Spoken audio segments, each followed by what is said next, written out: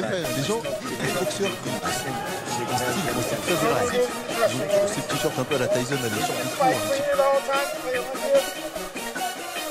What I say, you must obey, just like the both of you took my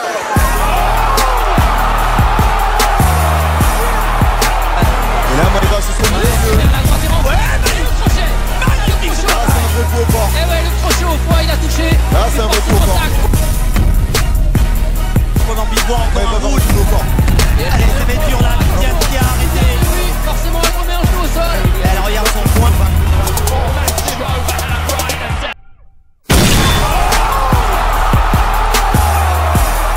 Ça va dans tous les sens, la part des deux boxeuses. Et tout ça par du bon point.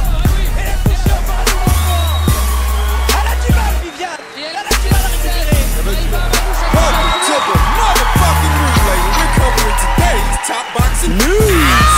Last year when I was still at ESPN, in 1996 you beat Chavez. I think you're as big a name as anyone in boxing. But that following year you said, I'm going to fight 5 times. Yeah. I don't think you can get anyone to fight 5 times anymore. I don't even think it's possible. Does that concern you about young fighters who say they want to be stars? Right. But my view is I don't think they understand how much work actually goes into it. I think a lot of them, quite frankly, are full of shit. It's not easy. I mean, I think Canelo was trying. I think he was the closest one to try. He fought like 3 times, no, I think? Yeah. He'll fight 4 times in 11 months, basically. That's what he's going to do. So, kudos to him, because it's not easy. Yeah. I mean, I literally locked myself up in Big Bear for a whole year, you know, and fighting guys that were pretty badass. So, yeah, it's not easy. It's not easy. I don't know if it shows you, I guess, the fighters' like character or like how they approach boxing now, or is it their discipline? I don't know, man. I think it's just too easy now, you know? It's too easy for the fighter now. There's a lot of money being thrown around. There's a lot of promises being thrown around. And fighters are beginning to forget the legacy. They're forgetting, you know, the hard work, what it takes, you know? This interview comes to us by way of Steve Kim, who very recently sat down with none other than the golden boy himself, Oscar De La Hoya, talking about the modern contemporary boxer. The kind of schedule the contemporary boxer keeps. The postmodern fighter. The sparsely active, uninspired. Oscar told no lies. He didn't. Fighters from older eras of boxing were a lot more active. I think that activity overall lended itself to their abilities as boxers, their notoriety. These days, you're lucky if you see a guy fight 3 times in 12 months. You're always hearing old guys like me harping about how inactive today's fighters are and how they're not helping themselves sitting on their hands, waiting for opportunities. In November of 1979, Sugar Ray Leonard, the golden boy before the He fought Benitez. Wilfredo Benitez, what many would describe as the 5th member of the Fab Four. Tommy Hearns, Sugar Ray Leonard, Marvin Hagler, and Roberto Duran. I want you to pay attention to something. In November of 1979, Sugar Ray Leonard fights Wilfredo Benitez. He beats that guy. Following year, he fights Davey Boy Green. That was in March. A few months later in June, he fights none other than Roberto Duran. Roberto Duran himself. Roberto gives Sugar his first professional loss. And before the year is out, Sugar Ray Leonard fights Roberto Duran again. Beats him. In November of 1980. So from November of 1979 till November of 1980, Sugar Ray Leonard fought 4 fucking times. 2 of those fights were against all-time greats. Well, these days, you got fighters like Gary Russell fucking Jr. Gary Russell Jr., who's been fighting once a year for the last 6 years. Guys like Gary Russell Jr. that are sparsely active, have no notoriety, and got all these fucking entitlement issues. Too good to fight Josh Warrington for $1 million. Turns down an offer from Eddie Hearn earlier this year to unify titles with the then reigning IBF champion Josh Warrington, and to do what? Do interviews? You gotta be kidding me. But this is what goes on. This is what goes on in the postmodern era of boxing in the American boxing scene. You got a fighter like Keith Thurman. He loses his world title to a 40-year-old Manny Pacquiao, and that was 2, going on 3 years ago. That guy hasn't had a fight since. There's no excuse for it. And this is why Today's fighters, they ain't got the same hunger that they used to. I mean, what's a fighter that ain't fighting? I'll tell you what a fighter that ain't fighting is. Good for nothing. They get used to it. The inactivity, the time off, the holidays. See so many of these guys. Teofimo hasn't fought since the Lomachenko fight. By the time he does fight against his mandatory challenger, George Kambosos Jr., he will have lost a year's time. You don't get the time back. And this is all due to entitlement issues. Guys who think they're bigger celebrities than, what they actually are. Their level of celebrity pales in comparison with the kind of celebrity that a fighter like Oscar De La Hoya used to have way back when, in the previous era of boxing. Oscar was a bona fide star. So much so that he actually cut a record. Music record, okay? Oscar was a celebrity in his heyday in all the ways that these guys ain't celebrities. Here today. That's exactly the way that Oscar De La Hoya said it. In 1997, Oscar De La Hoya fought 5 times. 5 fucking times. 1997. These days, you'll be lucky if you see a guy more than 2 times the whole year. Sometimes, lucky if you see the guy once. Whereas Oscar, who's a bigger star, was a bigger star back then than these guys are today. That guy fought 5 times in 1997. 2 of those 5 fights. One was against Pernell Whitaker, and the other was against Hector Camacho. He capped off the previous year fighting Julio Cesar Chavez Sr. In 1999, he fought 3 times. 3 fucking times. Once against the unbeaten Ike Quarty, then against Obakar, and he capped off the year. He capped off the year with the Felix Trinidad fight. I'm telling you right now, today's fighters ain't got that kind of drive. They ain't got that kind of work ethic. The kind of work ethic fighters like Oscar De La Hoya, Sugar Ray Leonard, many others. Because the average fighter way back when was a lot more active and a lot more well-known for it than today's boxers are. Well, these guys think they're superstars. They're really not. They don't have the same following that a Felix Trinidad had way back when, that an Oscar De La Hoya had, etc., etc. And all these entitlement issues and all of this inactivity, it doesn't lend itself to their notoriety. It takes away from it. Then you wonder why boxing's not a mainstream sport in this country anymore. It's not a coincidence that today's fighters are a lot less active than yesterday's fighters used to be, and it's not a coincidence that today's fighters are a lot less known than yesterday's fighters were. It's not a coincidence. You think about who the face of boxing is here today in this country. Canelo Alvarez. This is a guy who's already fought 3 times in less than 12 months. It'll be 4 once he fights Caleb Plant. Now, if the face of boxing is this active, this busy, to where he manages to get out there at least 4 times in 12 months, what excuse do these lesser-known fighters have to sit on their hands as much as they like to sit on their hands and wait and take holidays and not fucking fight? It's just the way that Oscar says it is.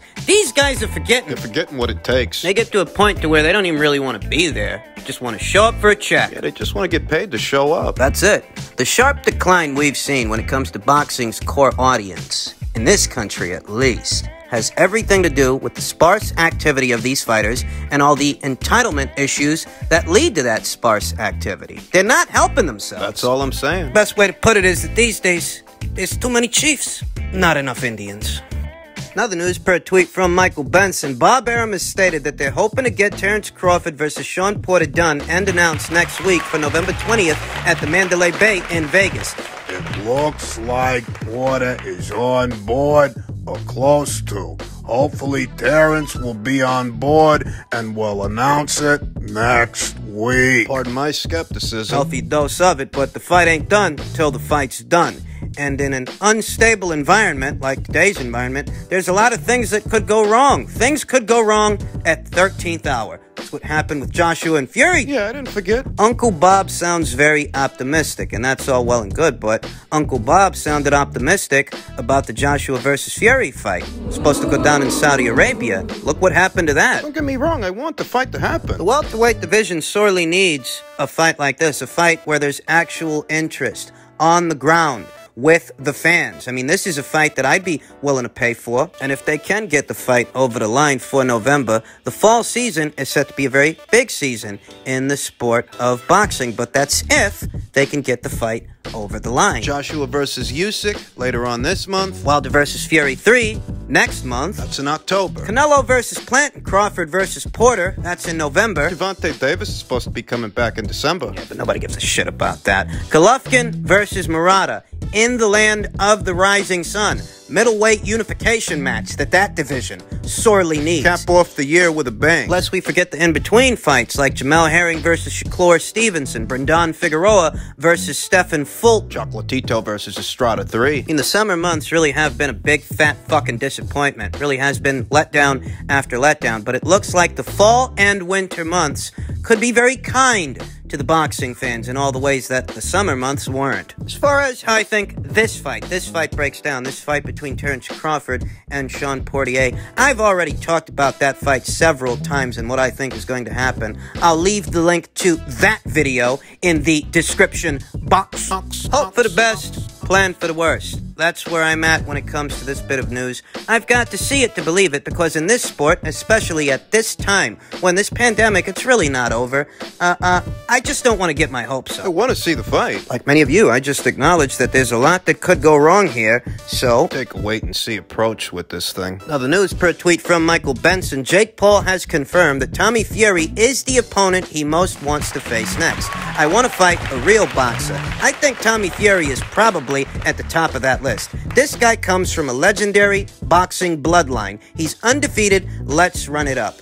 And you know, it's the darndest thing that we still don't have those Jake Paul versus Tyrone Woodley pay-per-view numbers. I don't know if by the time this video is uploaded, those numbers will be released, but it's very strange that roughly 2 weeks out from that fight, we've heard absolutely nothing as far as how it performed. I find it very strange that it would have taken this long just to get a set of numbers out, if they do get a set of numbers out by the time this video's uploaded. Didn't take them that long to report the buys for Davis versus Barrios. Or Manny Pacquiao versus Yordenis Ugas. Those numbers were released in a matter of days, whereas here we are, almost 2 full weeks from the fight, and I mean, what, did it not do good? the feeling is that if you had something to brag about, you'd be bragging about it, but we haven't heard anything. What we are hearing is that Jake Paul is ready to lace the gloves up and box with an actual boxer, that boxer being Tommy Fury. Could it be that the pay-per-view didn't perform the way they wanted it to perform, so now they're accelerating the plan? They're actually going to put Jake Paul in there with an actual boxer. A boxer that didn't look none too impressive in his last fight, but better still, an actual boxer, Tommy Fury. You run out of retired UFC guys. Has the big tent act that is Jake Paul's boxing career, has the novelty finally begun to wear off? I mean, even I thought this thing might do 1 million pay-per-view buys. Seems like there's a gag order on this thing. This time as I narrate this video, I don't know what it did. I don't know if it did well. I don't know if it didn't. Just know it's taken a long time for some numbers to come out. And because it's taken such a long time to report the buys for this thing, seems less than encouraging. Perhaps the pay-per-view did not perform as well as they anticipated, and you know, They're licking their wounds over there at Showtime right now. maybe. I can't tell you. Finally, ahead of his upcoming trilogy with Tyson Fury, Deontay Wilder, his trainer Malik Scotch, predicting he'll KO Tyson Fury inside 5 rounds. I think 3, but he said 5 or less. We'll see what happens. My famous quote: they have to be perfect for 12 rounds. I only have to be perfect for 2 seconds. Oh, okay. I mean, he fought Tyson Fury for 2,160 seconds in the first fight. 60 seconds a minute. Each round's a 3-minute round, so that's roughly 180 seconds multiplied by 12. 2,160 seconds. 2,160 seconds that you had to get Tyson Fury down, keep him down in the first fight. That didn't happen. Deontay Wilder on Tyson Fury's COVID postponement. They're trying to run away from it. I'm running to it. I don't believe he had COVID. I know he wasn't doing well in camp. The young guys were piecing him up. I had a young guy from my camp who was piecing him up. You had 1,260 seconds in the second fight. Tack that on with the initial 2,160 seconds. Comes out to 3,420 seconds. 3,420 seconds that you failed to knock this guy out. Yeah, between the first fight and the second fight. Ahead of the third fight, you might want to rethink that famous quote of yours. Deontay Wilder, on criticisms of his team, yes men. I think that's the go-to thing with people. Oh, he's got too many yes men. What yes men? Who's saying yes to every fucking thing? In that case, I don't want you around me. I'm a king. All I have around is kings. More hollow words from Bambi. People aren't pulling this stuff out of clear blue sky, you know. They're not pulling this stuff out of their ass. They saw Deontay Wilder, Presser. in front of the eyes of the boxing world, boxing community, sit there and pout for about an hour. At the press conference for the trilogy. He wouldn't answer Christina Poncher's questions. He wouldn't field any questions from the media. It wasn't until Deontay Wilder got back to his hotel room and surrounded himself group of his peers and select members of the media. Brown nosers, guys that customarily kiss up to this guy, suck up to him. It wasn't until then that he broke his silence. Until that point, he was all but a mute, quiet as a church mouse. It wasn't until he arrived in a controlled environment where he could cherry-pick members of the media the same way that he cherry-picks opponents. Those were hand-picked journos, tantamount to hand-picked opponents. Deontay Wilder was not comfortable. He wasn't comfortable fielding questions from the media. Not even questions from Christina Poncher, who, to my knowledge, never uttered a foul word about Deontay Wilder to anyone. Yet in spite of this, when he was at the press conference, what you got from him was radio silence. They didn't get to ask him about the dent on the side of his head. I'm sure that a lot of people had questions about that. They didn't get to ask him about the Glovegate conspiracy, the Glovegate theory, that somehow Tyson Fury pulled fast one on not just the commission, the WBC, Their representatives. but he would have had to have pulled fast one on a member of Wilder's team himself, JD's, who was present as Tyson Fury's hands were being wrapped. I'm sure that a lot of members of the media had a lot of questions about that, but Deontay Wilder, He wouldn't field questions. not until he was in a controlled environment surrounded by a group of his peers and select members of the media that he picked. This is why people say he surrounds himself with yes men. And only in this cotton candy era of boxing could Deontay Wilder get away with not facing the music. For this amount of time. Because he hasn't fielded questions from the media in reference to the accusations that he made. He hasn't had to. You're being trained by your old buddy Malik Scotch, and you're wondering why people say that you surround yourself with yes men. The story is that he's not a good student. Per Mark Breland, who used to work Deontay Wilder's corner for a very long time until he was let go, per Mark Breland, Deontay Wilder don't take instruction. He didn't answer very many questions in reference to that either. If you think that Mark Breland somehow sabotaged you, he spiked your water, do you have a corresponding toxicology report that corroborates? Because you would have been tested after the fight. And if there were some kind of foreign agent in your system, wouldn't it have come up on the test? It's a legitimate question. It's safe to say that there's a lot to reconcile that still hasn't been reconciled when it comes to Deontay Wilder's story and what he believes happened in not just the second fight, but the first one as well. It's been over a year since the last fight. And Deontay Wilder has yet to produce a shred of evidence that proves Tyson Fury cheated. And I'm not going up the bat for Tyson Fury. I know that guy's a spastic, walking, talking contradiction. Forget about taking him at his word. No, I'm not going to do that, but what I am going to do is ask a very simple question. If there is any evidence at all, concrete or otherwise, of foul play in both the second fight and the first fight, why haven't you produced it yet? Why are you walking right back into the same situation with the same guy that you're saying cheated? Not just cheated and got away with it. Doesn't really make a lot of sense. But then again, neither does Deontay Wilder, and that is in keeping with the decorum